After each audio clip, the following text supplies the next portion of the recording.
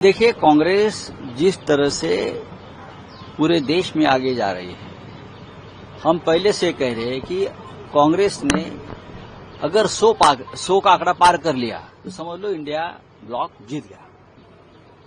कांग्रेस उससे भी आगे जा रही है।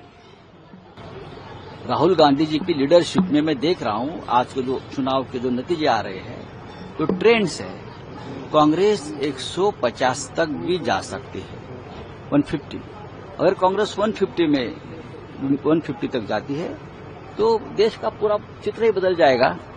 लेकिन अगर कांग्रेस सबसे बड़ी पार्टी है तो प्रधानमंत्री उनका होगा।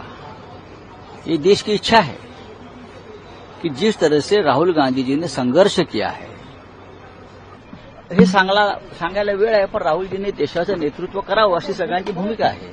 कारण या निवडणुकीत राहुलजींनी देशाचं नेतृत्व केलेलं आहे, एक तुफान उभं केलं देशभरामध्ये, हे मान्य करावंच लागेल।